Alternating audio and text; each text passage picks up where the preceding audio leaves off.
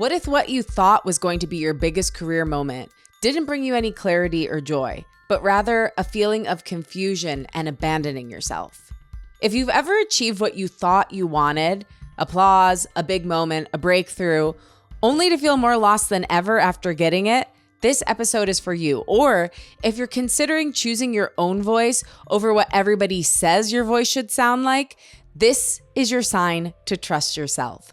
Today's conversation is about coming home to yourself. It's about letting go of the shiny path to reclaim the soul-aligned one. It's about healing through creativity, through truth, and through calling back the parts of yourself you once abandoned to survive. Welcome to Unleash Your Inner Creative with Lauren LaGrasso. I'm Lauren LaGrasso, a Webby Award-winning podcast host and producer, singer-songwriter, speaker, and creative coach. This show sits at the intersection of creativity, mental health, self-development, and spirituality. Each episode brings you tools to redefine your relationship with fear and love, trust, and know yourself enough to go after whatever is on your heart. Today's guest is the incredible MILCK, a singer, songwriter, producer, and activist whose song Quiet became the viral anthem of the 2017 Women's March. She'll share the journey of how she got fame and chose to give it back so she could reclaim her own voice, her music, and herself. We also deep dive into her amazing new album, Mother Tongue, which you have to check out. From this chat, you'll learn how to know when it's time to walk away, how to start listening to your body for inner guidance, the grief of assimilation and the journey to rediscover your culture of origin, how inner child and parts work can transform your creativity and your art, and the path to rebuilding self-trust after trauma, people-pleasing, and or self-abandonment. This episode is for anyone who's ever lost themselves while trying to be enough, which I think includes each last one of us. So here she is, MILCK.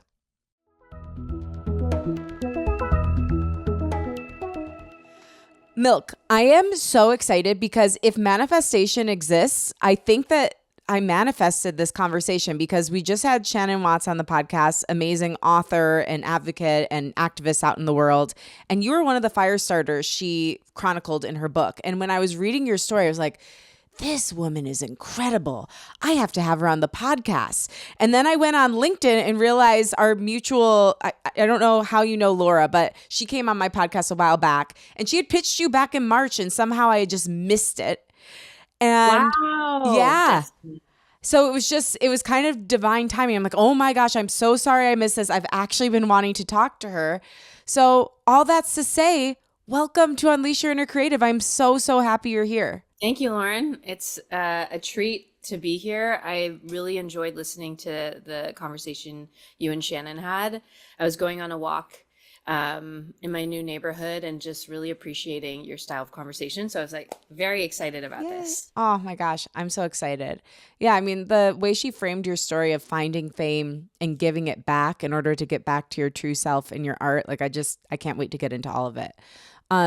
But I kind of want to start at the beginning because I believe creativity is deeply tied to the inner child. And I'm sure it came up in you as a very young human being. And I'm wondering if you have a memory of the first time you wrote a song and you realized you wrote a song. That's such a fun question. So the first time I consciously wrote a song with an idea behind it, like there's a theme and there was a motivation for me to express a feeling, was when I was 7. So there were these commercials about children in different countries that were starving, and I think a lot of them were in African countries. And I remember sitting there on my couch and being mind blown because I didn't realize other children were hungry.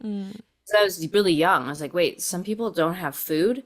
And so I would think about that a lot. And it just so happened during that time, there was a thing called reflections in a lot of public schools. I don't know if like you had this in your school, but it was it's a contest where you can submit your art piece, your music piece, or a writing. Wow.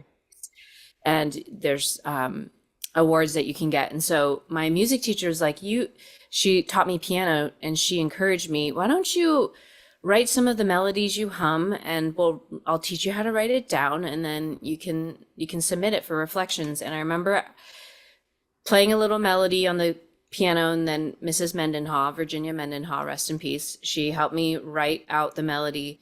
And then I remember sitting and looking at my, like, now that I look back, it's like all these chubby little music notes, just like really clunkily written. And I thought, okay, what is the most beautiful thing I could name this song? I was Oh. like, healthy people. And so that's my first song, Healthy People. Wow. It's so amazing that even at such a young age, you were writing from a point of view of advocacy and like seeing that the world could be more beautiful and trying to fill in the gaps. It is pretty incredible what kids can do, right? I feel like that's in so many children. They'll say very profound things Yeah. about honesty or love or forgiveness, and I think we're born into this world with that a bit. Yeah, we are. And then the world sometimes knocks it out of us. And then it's like retracing our steps to get back to where we started. Yeah, I agree. I Yeah. completely agree. I remember thinking as a kid, seeing some of the stresses that adults around me were holding, and I remember making a promise to myself, like, okay, always keep hold of this kiddish mentality, this child thing you have. Keep hold of it because that doesn't make sense. Whatever the big people are doing doesn't make sense. And, I think I have kept that promise to myself in a lot of ways. And in some ways, sometimes I'm like, okay, that childlike mentality might be good to let go of. you know, there's certain things where I'm like, maybe it's good to step into your matriarch self and not constantly be like in an awful doe-eyed, maiden. Yeah. I think that both can exist. Like I've used to always be like, go back to the inner child, go back to the inner child. And I still believe in that. But also like sometimes the wise adult needs to step forward. But sometimes the inner child needs to step forward because the wise adult, like you said, is like wrapped up in fear or anxiety and like it's not even the truth of the situation. So yeah, I think it's about balancing it. I was curious as I was reading some of your interviews and even listening to your songs. Have you done like IFS at all in internal family systems? It's funny you bring that up because I hear it everywhere and I know the basics of it, but I haven't done it. Does doing it mean like working with the IFS therapist to help Yeah. me? Okay, I think I might need to do some of that. You Yeah. already talk in the language of it, which is why I thought maybe you had done it because I started doing it about a year ago and it's so helpful to actually like call out these different parts of us, whether it's Right. like a younger self or like a part. So like the belief is, and it sounds kind of wild, but basically that we all have these different parts inside of us that like split off from our higher self, like the capital S self, when Mm, things got scary or hard or traumatic. And so, in order to become like a fully integrated person, we name these parts so they're not taking up like an outsized role in our lives, understand what their purpose is, and assign them a different role so that like the higher self, capital S self, is sitting at the head of the table, not a part. right. Oh, I love that. Yeah. Yeah. And it's healing. Healing means to integrate, to become whole again. So that makes total sense. In my latest album, I wrote this one song and I didn't think it was going to be on that. I forgot about it. And then at the very last minute before we are submitting the album to get printed, I was like, oh, wait, there's this other song that I wrote. It was the first song of the whole series and it's called Morning Bird. And it's about, it's basically like, hey there, little morning bird, the sun's out. It's safe now for your return. And I've always Mm. thought of parts of myself as these little birds that fly up high to escape whatever trauma it is. And they're just kind of on their own, kind of watching life from a bird's eye view and then calling those parts of myself back in. I've been thinking about that a lot lately. Mm. So beautiful. So I want to get into your full story so we can also get to your album because I'm obsessed with it. You had this like big boom moment in 2017, but I know there was an entire journey that led up to that probably hasn't been written about or shared about as much. And in reading about your story, I was really curious what pursuing music and being on your artist journey looked like prior to that moment where you had that viral success. My journey into the music path, the path of being a commercial musician was in a lot of ways kind of awkward and clumsy, and maybe that's how it is for everybody. I thought that songwriting and singing was kind of this private thing that I got to do. Even though I wanted to spend all my time doing it, I was supposed to be a proper professional path led student, a doctor, a lawyer. And that was what was ingrained in me in my childhood. Because I had said as a child, I want to be a singer. And they're like, oh, but people don't really sing for a living. Like, what about XYZ? So I kind of started picking other options. I realized through my body being my best teacher, was that whenever I opened the LSAT book when I was studying at UC Berkeley, I would fall asleep immediately. I just couldn't stay awake. And I felt really embarrassed and frustrated with myself. But then I realized that I could stay in the studio for 8 hours and just not get enough. And I wanted to be there. And I said to myself, there has to be something about this. I have to follow this, even though it's going to really create ripples within my traditional family. And so my path started almost like it started as this is a dramatic way of saying it, but like betraying my father's dream was me pursuing my own. And it was really hard. For the first year, my parents really were against it. And then I kind of started adopting a sense of humor, because when you're so sad, all you can do is just start making jokes about it.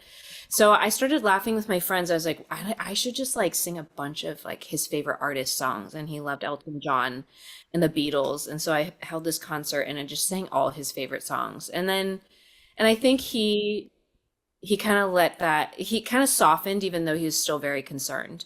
Yeah. So that's where it started. But then at UC Berkeley, when I was in college, a lot of my friends were going a more traditional path. And I knew from my body teaching me, I was like, I have to pursue music. So I had zero connections, zero anything. And I moved down to Los Angeles to get my butt kicked. I had gotten into Berkeley School of Music, or Berkeley College of Music in Boston, but I didn't get enough scholarship to like really justify it in my head. I was like, I already have a BA. I don't know if I want another one and then go become a musician. That just feels like really risky. So let me just not take on another debt. Let me go to LA and just get schooled. And I just met random people, started in really small coffee shops, really random places, and then ended up on my journey through Sunset Boulevard, where everyone's like, oh, House of Blues. Yeah.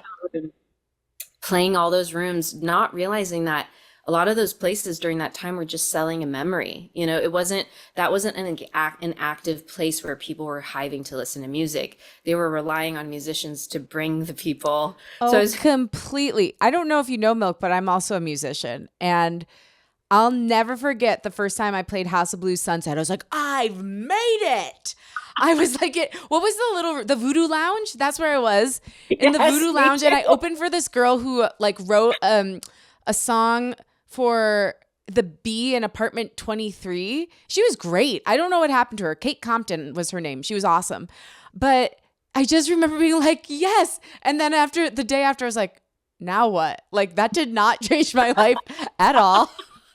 Which has been like a great lesson for so many things, which I'm sure you've also had experience with. Like, you get to the thing that you think is going to change your life, and then it doesn't. Either like internally it doesn't, or it literally doesn't. And you're like, oh, I guess it's an inside job. Cool. So well said. Oh my gosh, I'm so glad we share this like Voodoo Lounge pipe dream. Yeah. Oh my gosh, I thought everything would be different after that. Everything. And it's basically the reality was like, hey, mom, dad, and all my friends and family, can you pay $25 to park and then pay $20 to get in and then pay $40 for drinks to make me feel good about myself? Yeah, to put it on my resume. That'd be great. Thanks. Thank you, everybody. And you know what, though? I am so grateful for all the people that showed up during that time period. Because they were all co-creators and in my dreams. And like, that almost means more than like some major life-changing person coming.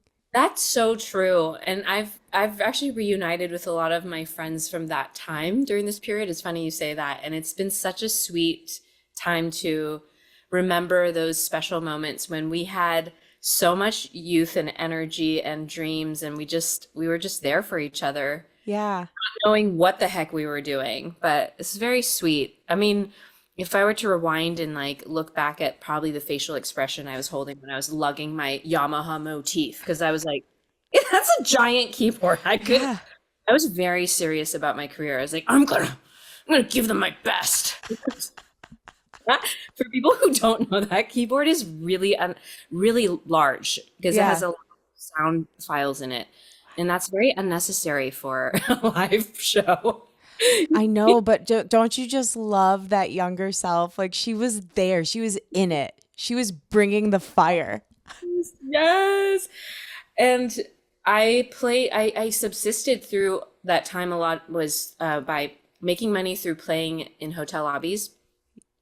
Marriott Hotel shout out. There's no like endorsement here, but No. their hotels loved hiring me. I would play for 2 hours, 2 hour sets for $250, and I like drive there and I'd like set up my keyboard and everything, and I would bring my loop pedal. I would bring everything. I just brought my whole studio because I was like, this is my time to practice. I am doing my craft. Yeah. Just taking it so like just taking it all so earnestly to heart. I'm basically like what the young kids call cringe. That's just like the land that I live in. Oh my So gosh, I love cringe. If cringe means caring, sign me up. I yeah, feel right. so bad for them that they think caring is uncool. I do think, I Caring is genuinely think uncool. it's Oh tragic. no. I'm so uncool then. I know, I care the most. When people are like, I've got no fucks to give, I'm like, here's some of mine. Take them. I have some extra. Yeah. I packed Pocket some full. extra for you. Do you want some? I wrote your name on the card. Yeah. Um, so that was the young, like the early phase, not knowing what the heck I was doing. You were smart because you played like a one show and then you were like, hey, this isn't really getting me somewhere. Oh, no, I didn't. I played a lot more than that. I was just Okay. really excited about that one. I played House of Blues Okay. like 4 more times. Okay, me too. Yeah. And eventually I was like, I'm really tired lugging around this large keyboard and my career's going nowhere. And I think my friends are dreading all of my Facebook invites. Um, Yes. You I just saw took me back to Facebook events. Facebook events, right? I forgot. For those of you who don't know, there was a time where we just sent each other lots of Facebook events, but it wasn't too much then. We actually like No. RSVP'd and went and like, you Took it know, seriously. yeah, we took it seriously. So that felt like a rat race. And I was like, I think I'm not getting it. There's something I'm not getting. I need to go ask people questions. So then there was this drummer that had played for me. His name's Josh Doyle. Shout out Josh Doyle. And he was starting to write with other writers and like putting songs on TV and film. So I was like, can I take you out for coffee? And so he started giving me some tips, and he gave me the smartest tip. He's like, write with people who already have publishing deals. Like, go and write with them, give your best, and see if you can land some stuff on film and TV. So I did that for a long time and didn't know what the heck I was doing. Really stumbled through, worked my butt off. I think the early mid 20s, like, bless our bodies with all that energy because I just was go, go, go, discovery, discovery, discovery, failing, getting back up again. Finally, I would say like 4 years into this process, I was I was starting to get some stuff on film and TV, little things. And then I met Adrienne Gonzalez. She goes by AG, and she is a really talented and powerful producer writer in Los Angeles. And she actually saw me on tour in Wisconsin, and she came up to me and she was like, I need to work with you. And she's Mm. like, your voice, I want to work with your voice. So I had already heard about her, so I was really excited. I showed up at her house, and it was one of the most empowering sessions I had ever done. I felt so in the zone. And the first song we wrote together ended up syncing on TV and film shows because she was signed to a good company. So that song ended up sinking 6 figures that year for me. And I was like, between us two. And then I was like, I guess I can maybe do less hotel gigs and maybe teach less voice lessons. And I started writing with her more and more. The second song we wrote together was Quiet, which is the song that went viral at the Women's March. So but that I didn't release that for a year and a half. So basically, writing with Adrian Gonzalez, it's just that sometimes we meet someone who brings out the best parts of us, and we just create something that's better than what each of us could do as individuals. And it still is a magical partnership because we're working on a musical together, and tomorrow we're starting a new project together. So I'm grateful for that, like that we're still working together. But yeah, then that's where the train started rolling, and I was doing things full time. So because you said so many amazing things, but one of them that blew me away is I think you said my body is my greatest teacher. I'm curious, partnering that together with meeting AG, what did it feel like in your body when you're like, oh, this is a mastermind alliance between the two of us? Like, what was that cue? Because I think it's important for people to know a lot of times these partnerships can make, or in worst case scenario, break us. And so Right. having something that feels good, like what does that feel like when you know you're working with somebody who gets you and is for you? Such a good question. So I remember viscerally sitting in the vocal booth because Adrienne had her producer desk, and then she had the vocal booth right next to her. But it was separated enough where I wasn't looking at her the whole time. I could get lost in my own space. And the way that she treated, like, she's an amazing audio engineer. The way she treated the vocal mic made it very easy. Like, there's something between a relationship between a singer and a microphone. Some microphones, you know this, it's like some microphones are harder to sing into. You have to work harder to get a sound you want. Some microphones, like, it just feels so easy. And so the mic she had, which is the mic I'm using right now, I bought my own because I loved it so much, is just felt really fluid. And the way that she looked at me and was just like, I believe in you. She just looked me straight in the eyes and said, I believe in you. I have no doubt you're going to make it in this industry. No one had ever said that to me before, ever. And I was like, what? You do? You think that? And just having that in the room, I think the feeling that I felt, which I did not identify immediately, I want to say to encourage people, is like it is the slower realization. But the feeling in the room was, I'm completely able to just experiment with the gravelly part of my voice and also the soft part. And then I could go all these places, and she's like, yeah, yeah, yeah. I felt like I was getting egged on in a way where I felt like this expansiveness, like in my arms, in my chest, like I felt lighter, and like the air around me just felt thinner, and I could, like, in a good way, like I just felt like I could move more easily. So to call that out, I think that because that feels very universal to me. Like when there's a yes in my body, what it feels like is open, expansive, light, shimmery, and Mhm. safe. Like safety, not like, oh, I'm saying small safe. It's like, I am so safe that I could do anything right now. Yes, that's such a good way of explaining it. I like what you said about shimmery too. There is this feeling of this, for me, I interpret the shimmery as this excitement, almost like I can feel like I can be a kid again, and I can, like, experiment and have that awe. I remember that day too, that first day we wrote the song called Devil Devil, which is still my most streamed song to this day because it's been on a lot of shows and movies and stuff. I remember I felt so clear-headed about our partnership as writers. I just felt really good in that moment and felt in my power, and I felt seen. Like she could see that I could do this. I just improvised the entire bridge. She was like, I don't know what we're going to write for this section, but I'm going to press play and just go. And I was like, and then I just came out, and that whole thing is the final version on the recording. That is so cool. I can't wait to listen to that. Yeah. Okay, can we go though to this moment when you had the viral moment at the Women's March in 2017?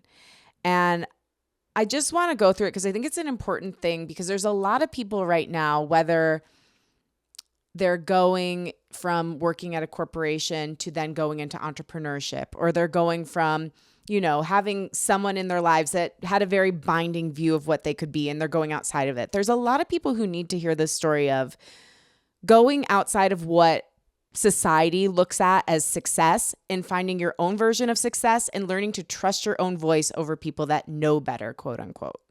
And I think this story is a really important example of that. And so I'd love to share it. So let's go to this moment in 2017. What happens at the Women's March and thereafter?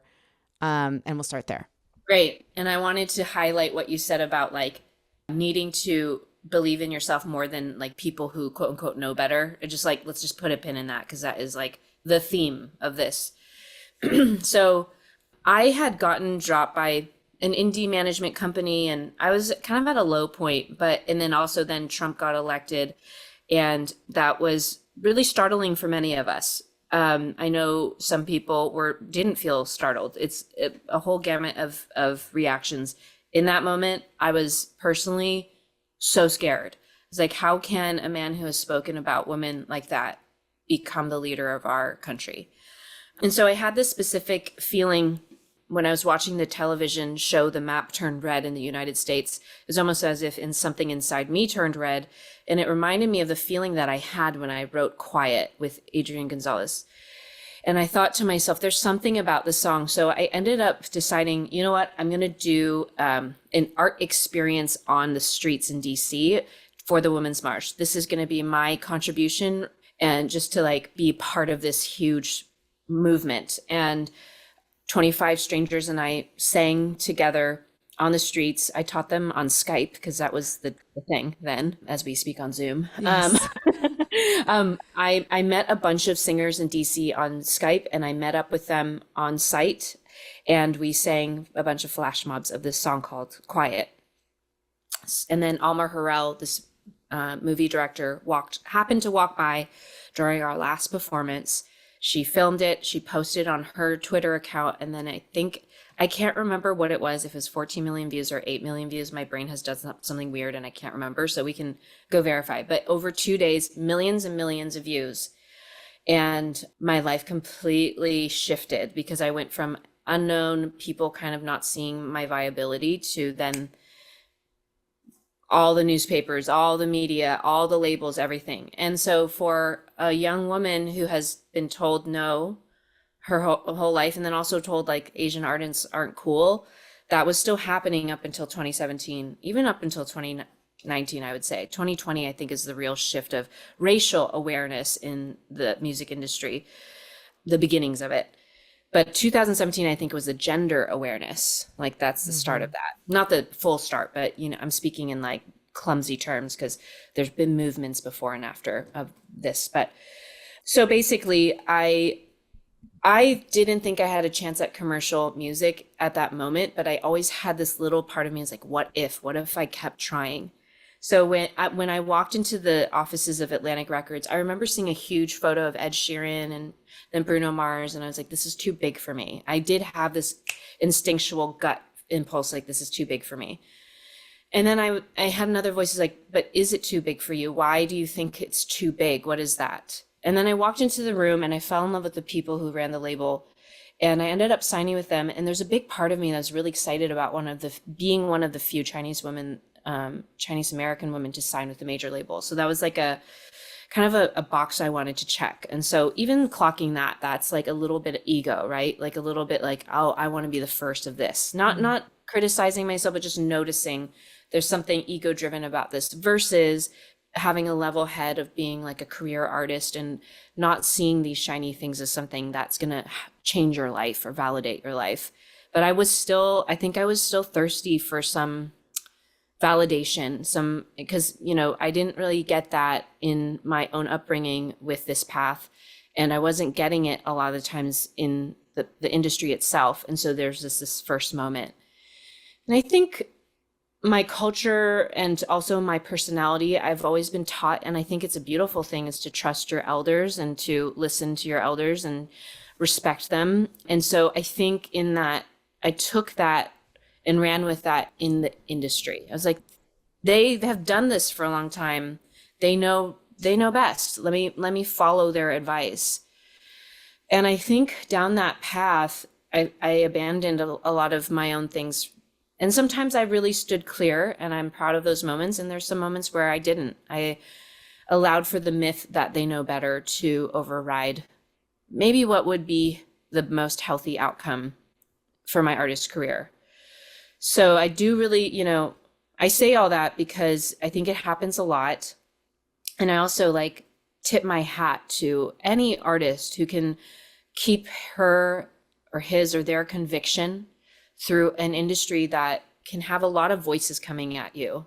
So I just have a lot of respect for any artist that has longevity and can do it for a long period of time. Yeah. And so you did eventually end up parting ways with them. How hmm did you get to the point where you felt safe to do that, or like you knew that that was the right decision for you? I think that there were many moments where I noticed that I was in a place of fear. I was in a place of, oh shoot, like, what if I'm not good enough for this? Oh shoot, what if this all falls away? And I really didn't like that because on the flip side of that, because those are quiet fears kind of rumbling underneath. On the surface, I was singing at these big events, like encouraging myself and others to like own their voice and to like own their stories, you know. So this like really weird juxtaposition that I was living. I got dropped by my management during COVID. I think COVID really exposed a lot for a lot of companies, and a lot of people contracted out of fear, and a lot of people were just like straight up looking at their numbers and saying like, I can't keep you. So at that point, my management had to part ways with me. My lawyer, my business managers, it all kind of just like kind of fizzled. And I was like, but my late Atlantic was still with me. And I was like, but this is scary because I don't really have representation as I'm Right. navigating a huge machine. So my body did a very clear thing. It's a very clear feeling. And I was like, you have to leave. You have to leave. And it wasn't one of those feelings that was like, oh, should I leave? It wasn't this frenetic thing. It was like a calm knowing, like, and flooded from my foot up to my neck, like, you're leaving. Hmm. So I left, and I think it overall was the best choice because what it did was it forced me to really look at my artistry and make me make me ask myself, like, who are you writing this song for right now? Who are you making? What are these creative decisions you're making? Are you trying to please the people at the label? Are you trying to please yourself? And what? So I needed some time to clarify for myself what I was doing. The thing that I really did miss was the health insurance, to be real. It was real Oh good. gosh, we could do a whole episode about that. I mean, the fact that our health insurance is tied to our jobs in this country is just insane. But okay, you said the body feeling went from your feet up until your head, I think. To my neck. Your neck. What was it? Like, just because I like to give people these cues so that they can know, because sometimes our brain won't know what our body knows, or our heart won't know. Like, we will keep ourselves cut off, but our body never lies to us. Right. And I think like some people have told me, they're like, wow, you're really in touch with your body. And they'll say to me, I'm not very much in touch with it. And I'm like, you know what? That's totally normal because our society has taught us to really revere the mind. Even when like we do practices to bring us peace, we call it mindfulness, but Yeah. actually like mind emptiness, like, or something, I don't know. It's something else. But so when I say this, and if you're like, I don't know what the heck she's talking about, that's totally fine and normal. But it's, I feel this like, if someone's like driving and then something suddenly appears in the way of your driving, and it's that adrenaline rush, that pop of like, ah, it's like that, a little calmer, but rushing from my feet up to my neck. It's like Mm. almost like a rolling feeling, and it's quick. It's like over, it's like a breath, like, and then that's it.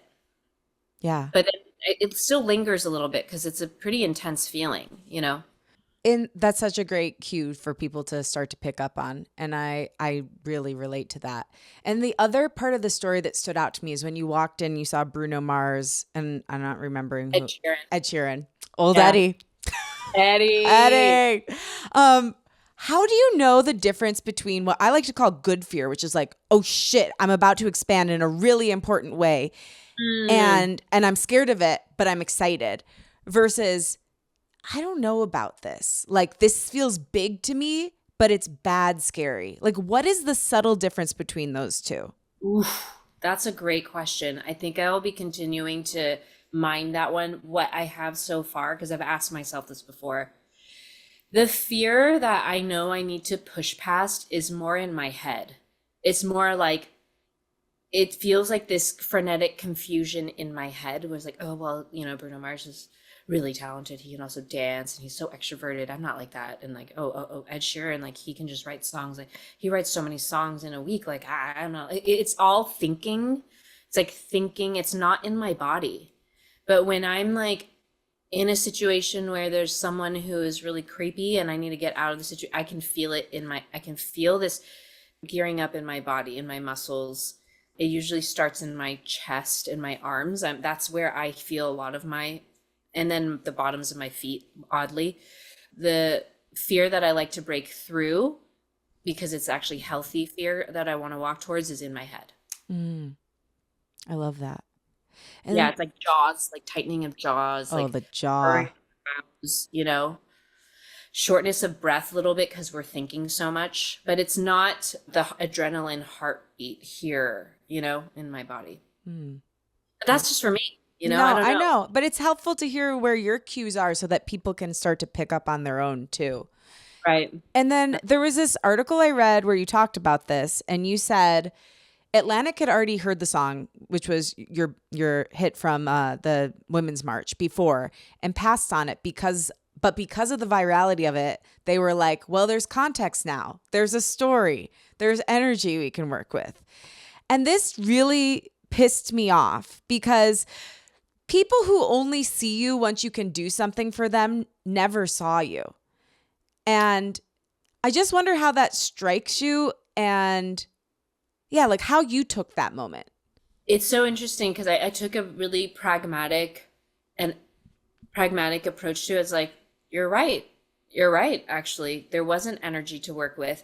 And you know what I thought to myself? I was like, thank goodness for the internet and for the voice of the people, because without it, I would not be here. If it was still the culture of gatekeepers, I would just not be here.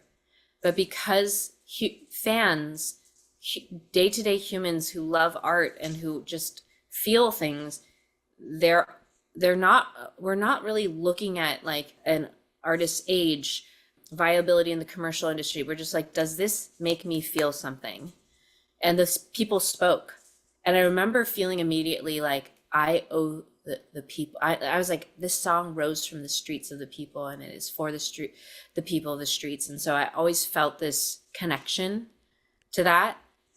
And it taught me a lot in that moment, because the guy who told me that is a wonderful man, like a great businessman. And I was like, that's very honest. And so let's just be honest, Yeah. and thank goodness for cultural context that I could work with it. But also a lesson of like, wow, some people just pass on really good stuff. Well, I don't know, because as you're talking, I'm like, wow, it just really mirrors like even our politics. Like so many of the decisions being made and the people represent us don't even represent us and what we want. Like they tell us we're divided about things, but actually people are much more united. I mean, gun control is one of the issues. Like we're very united on that we want common sense gun control. And yet they make it seem like it's this hugely divisive issue. And it's not. And the people that are representing us don't actually represent us. And it's just like the more conversations I have, the more interested I am by the fact that everything is the same everywhere. Yeah, that's so insightful. Like I was just listening to someone reflect on July 4th and what it means to her. And, she was saying like the government is not, the people who are representing us are not representing us. Yeah. The people we're paying taxes to are not vying for our interests. Like we've entered that era. And so as you're leaving this place, like I have a kind of like a two-layered question. I see this as like another evolution in your healing journey that you've been on. And I'm curious to know how leaving inspired or continued your healing journey. And then also how you started to call back in self-trust. I think leaving the label was something I knew I needed to do because it was like a drug to me the whole time I was in with the label. Because during the whole time I was with the label, there's a little voice in me that's like, don't fuck this up. Don't fuck this up. And because you need it. And then I was like, what is that? I need to address this myth, this story I'm telling myself. So let me just go all the way and force myself to deal with it, leave the label, and then sit with me and be like, do I like me without a label? Do I feel smaller without a label? Do I feel less legitimate as an artist as a label? And sometimes the answer was yes, sometimes it was no. But ultimately, the thing that I was trying to really ask myself is like, do you believe in yourself? And I was like, why don't I believe in myself? And so then I kept digging and digging and ended up writing a musical that I'm working on with La Jolla Playhouse. And the musical is about a 30-year-old woman who is forced to return home because her mother gets hospitalized. When she enters the front door of her house, her 14-year-old self enters. And so they walk the musical together. And you see that, the version of her that was sexually assaulted when she was 14 was just right there with her. And as assault survivors, some of us lose trust in ourselves because it's like, how did I get myself into that? It's almost like we self-blame, we self-gaslight and all this stuff. And that harm in self-trust at such a young age was something that was so deep that I'm still uncovering.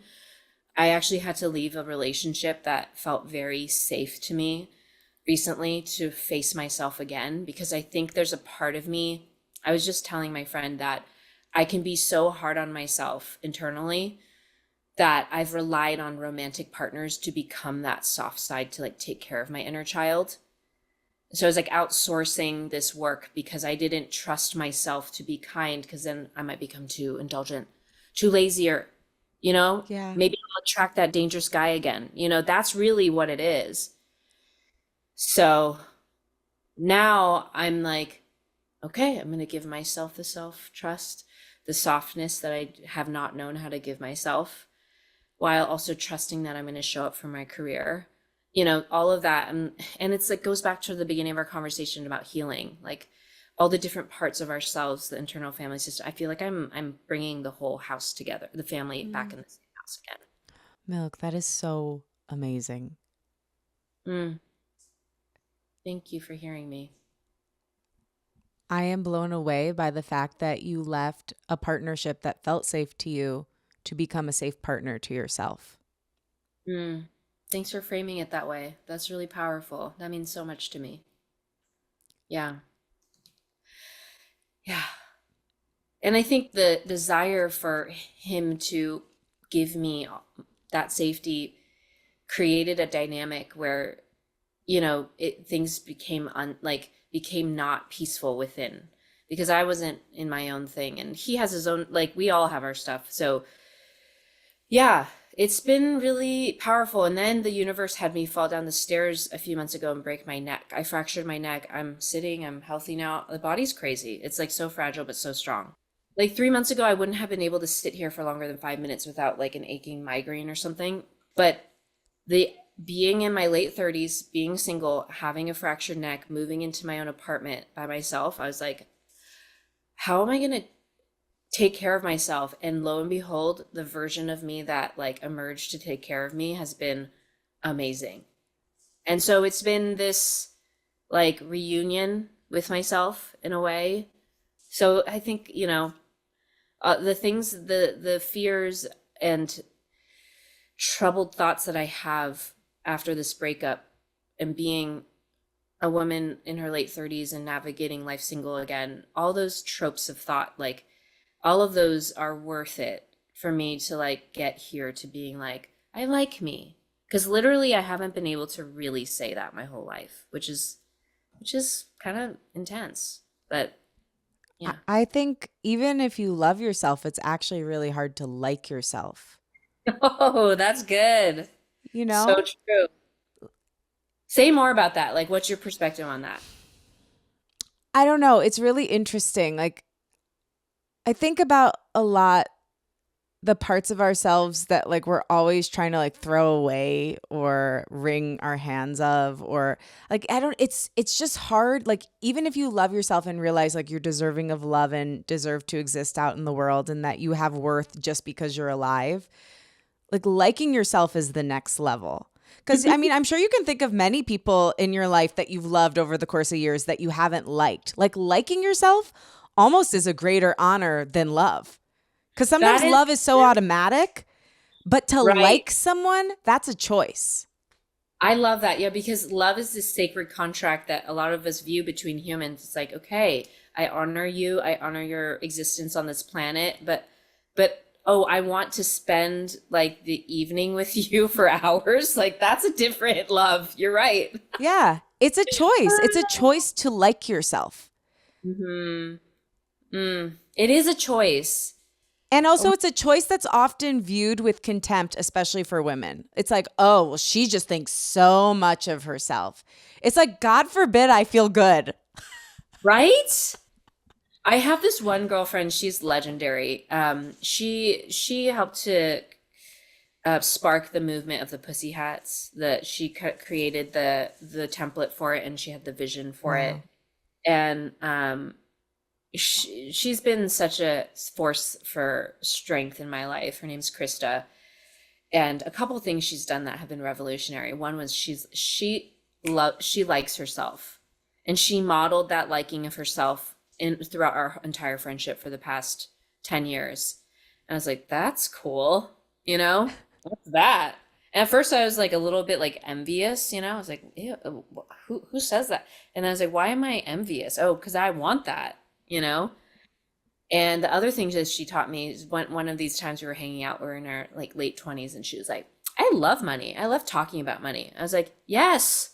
Oh my gosh, you're the first woman that's ever said that around me. Let's talk money. And so we talk money.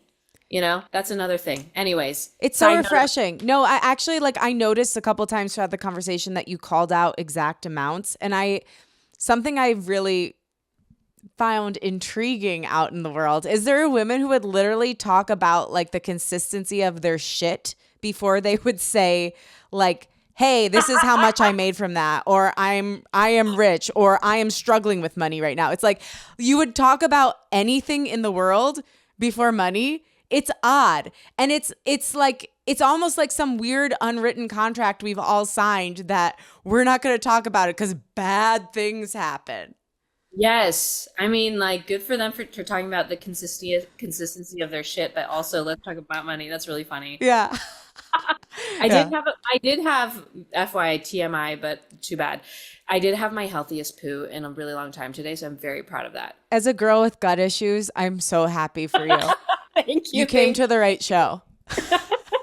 I'm sorry you have gut issues. That's not fun. It's It's not. okay. It's, part of my healing journey too. I relate to a lot of your story and a lot of the body stuff. I have, eating disorder past too. And there's a lot wrapped up in this little sweet stomach. So, Yeah. yeah. I did want to talk about something else that we've touched on, which is your parents. And I relate to a lot of the things that you've said about them. I am Italian Catholic and come from a very strong, close, overly involved family. Bless them. A lot of love, a lot of mental illness. But anyway, when you're trying to find your own voice, one of the hardest voices to fully differentiate from is that of our parents. And obviously, you've made so many strong strides, like choosing yourself, even though their voices were really present. But like, I love when you talked about like auditioning for The Voice so that they would understand. I really relate. And I wonder if you've let that part, like that is their voice, go, or if you still feel driven by it in a way, and what your journey is with that. Thanks for asking. Yeah, I think that my journey is still impacted by my parents' voices. I would say that it's not so much in my artistry and career anymore. It's more about my womanhood and my fertility and my choices of being a woman who has placed her love for her ideas as a priority, that have kind of led me down a path that's like a little less explored. It's just, but there's still, yeah. So I would say that there was a lot of my career that felt like a rebellion from them. And I think it really fueled into it, made sense that my music then became protest music, because I always used music to say the things I couldn't say in real life. And I protested a lot of the stuff that was happening in my household as a teenager through songwriting. And so it makes sense that my song became a protest song. I didn't really see that connection until afterwards.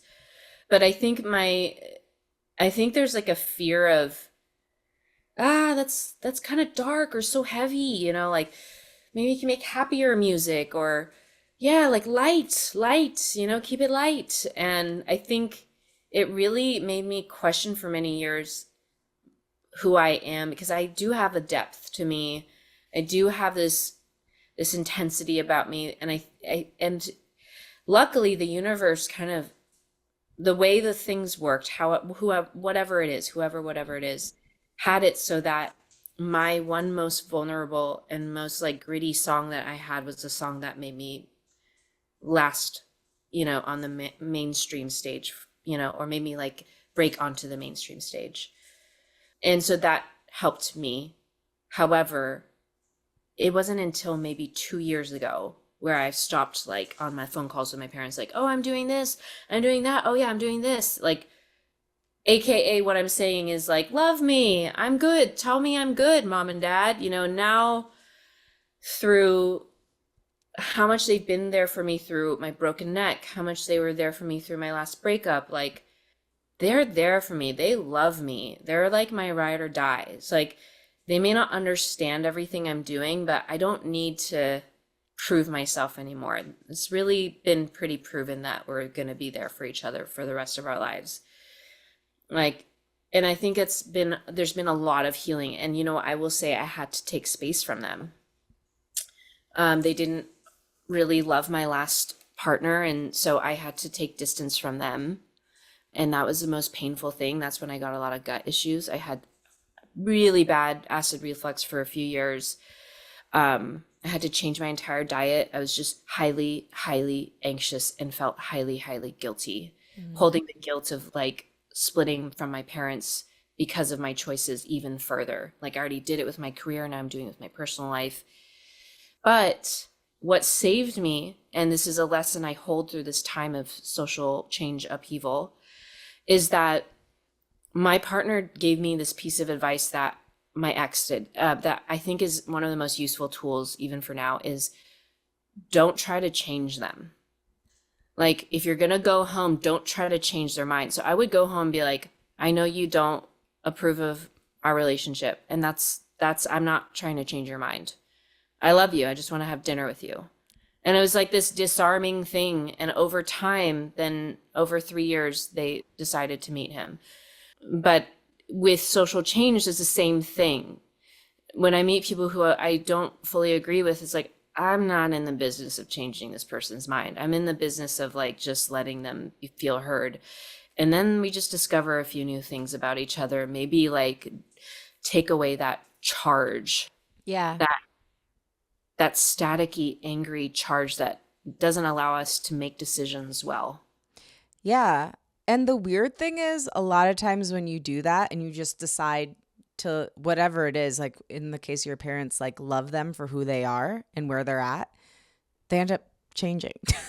Yeah. And it's really upsetting as somebody who sometimes thinks I can like sprinkle my magic on something and make it change, that actually do less because it does more. Yes. And it's like that fine balance, I think, for me, navigating the wisdom you just said of not hiding too much, right? There's like this careful balance. Like, for example, I was sitting with a family member and they were talking about, they're on a different spectrum of the political rainbow than I am. And they were saying like, oh, it's good, there's a lot of women who are just cheating and getting in the army. They don't even know how to fight. And so it's good we got rid of all these DEI things. And I was like, okay, I'm feeling heat in my chest and feeling like this itchiness and discomfort, and I want to run, like in my feet and my hands. But I'm just going to like, just let it be quiet for a second. And I was like, oh, it's interesting. Cause I thought that women like there's a lot of athletic women that get in just like everybody else. So I don't know if that's true, but what I will say about the DEI stuff is that, it's actually helped me get more jobs. Like the world kind of opened up to me in a different way as an Asian woman. So these laws have taken away some of my opportunities. And that family member just never thought of it that way. Is he going to agree with me now? No. But did he do his usual kind of like fight back? No. It was just quiet, just processing. Yeah. And then we kept eating. Oh, you should that's a good lyric. And then we kept eating. Yeah, it's so true though, because like I heard something recently that said like we don't need to like melt people's hearts and completely change their mind. We just need to move them a little bit to the other side. And by approaching with personal stories and with like heartfelt truths of your own life, it's a lot more likely for it to happen than if you're pointing at someone saying you're bad and you're wrong. Yes. Yes. Completely. That's so well said. Like just shifting the standard from like melting hearts to just scooching us a little bit off from the fringes. Yeah. Yeah. Yeah. I want to talk a little bit about this album because Mother Tongue, it is so beautiful. The song Mother Tongue cracked me open. My family's from Sicily, and I recently discovered that we had first cousins there this whole time, and my dad didn't tell me that my grandpa left a brother there, so I like ended up on their doorstep, and I was like, hi, I'm Lauren LaGrasso, I think I'm your cousin. So anyway, it has been the most beautiful thing. We're all on WhatsApp together. But it was really sad. There was a moment when we were visiting with them, and they said, why don't you speak Italian? And I had to use Google Translate to explain to them why my grandpa didn't teach it to my dad and how we were trying to assimilate, because at that time, I mean, and many times in America, like it was safer to just fit in. And they all just went silent, and it was a heartbreaking moment. So I so related to the song. And I wonder if you'd take us a little bit into what the song's about and just anything you want to share about it. Wow, thanks for sharing that story. What a moving thing to find a whole faction of your family that you didn't realize was there. And then to explain that on Google Translate, I'm just like picturing the moments as you're typing and they're waiting for you as you're typing. It was sad. Oh.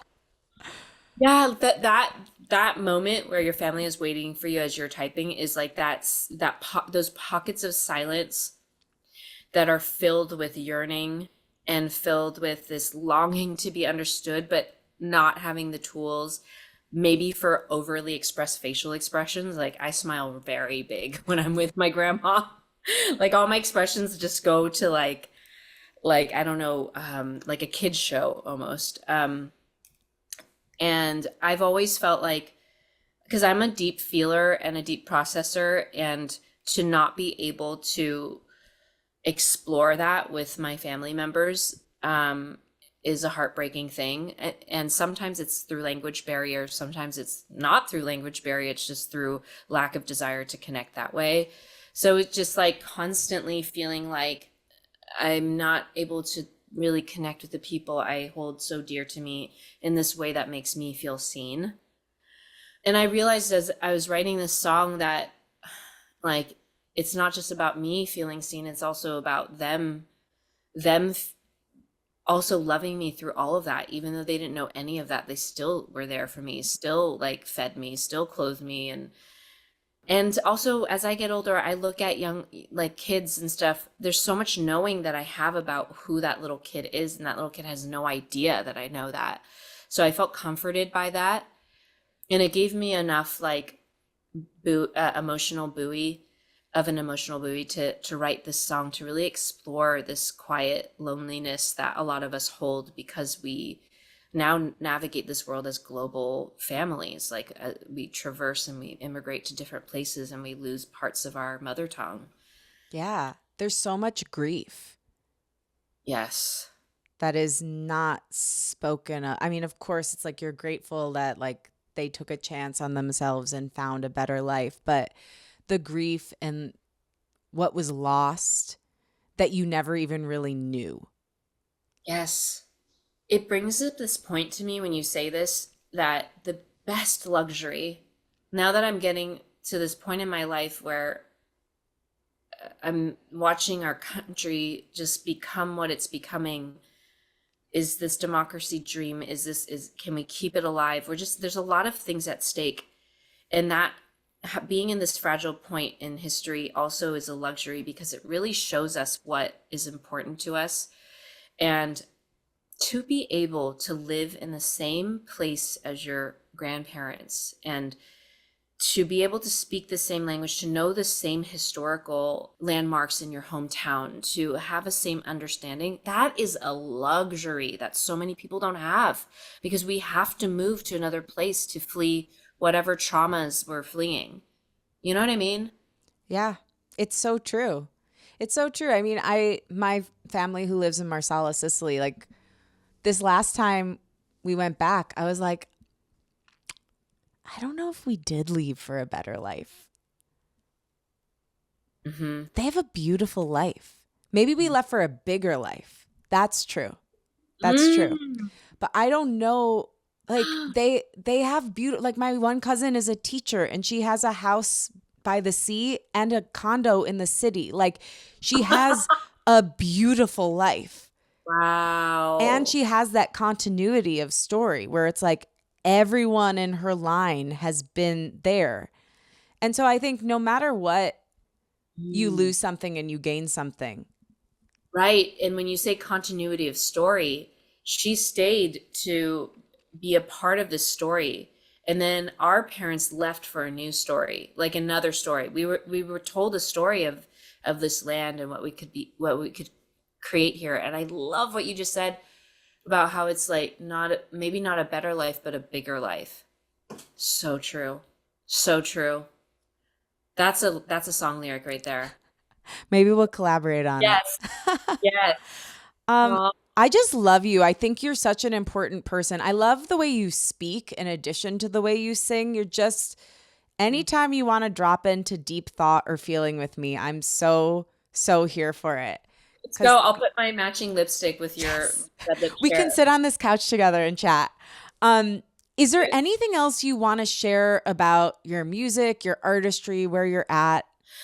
Um, on my heart, my album Mother Tongue has been a really, really important one. And I'm creating some new music now. It's kind of just flooding out. Like Sisters of Winter is a new song that went viral 4 days after I dropped my album. And so I haven't really promoted my album. I've just been like not chasing, but like working on this thing that just has its own life.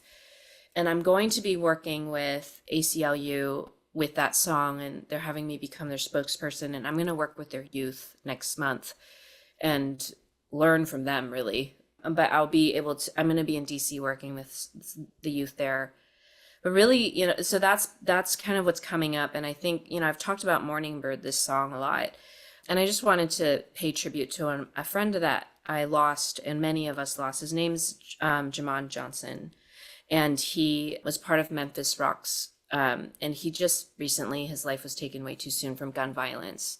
And so I'm just, you just had Shannon Watts on your show, and she has done such incredible work with Moms Demand Action, founding it. And so I'm just, yeah, I think I have a lot of grief in my heart right now for people who lose their beloveds through gun violence. And then also I'm just thinking about Mond a lot, and he always wondered about having more time in his life to do bird watching. Yeah, Morning Bird, I've been thinking about him a lot for that. So I just wanted to send a little shout out to him and to Memphis Rocks. Hmm. Well, I just want to tribute this episode to him. Mm. And I hope that we can all go out. We're at whatever time of day you're listening to this. Like if it's at night, go out tomorrow. But if it's still light out, maybe go outside and just sit or go on a walk and look for the birds and see Mhm. what it inspires in your creativity. I love that. You're so special. Thank you for being who you are. It's a very, who you are is the best thing about you. And it comes through in the way you speak, in the way you sing, in the way you write. You are everywhere. It's like your work and you are one. And I just really appreciate you as an artist. Thank you for being here. Thank you, Lauren.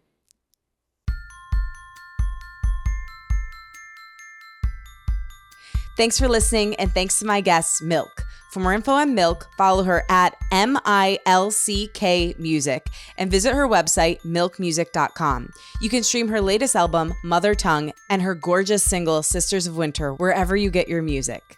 Unleash Your Inner Creative is hosted and executive produced by me, Lauren LaGrasso, edited by Blondel Garcon, with theme music by Liz Fohl. Again, Creative Cutie, thank you. If you like what you heard today, remember to rate, review, and follow the show on Apple Podcasts and Spotify, or wherever you get your podcasts. Share the show with a friend and post about it on social media. Tag me at Lauren LaGrasso and at Unleash Your Inner Creative, and I will repost to share my gratitude. You can also tag MILCK so she can share as well. My wish for you this week is that you call back one lost piece of yourself. Whether it's your voice, your story, or your joy, welcome it in, acknowledge that you've missed it, and let that be your starting point. I love you, and I believe in you. Talk with you next week.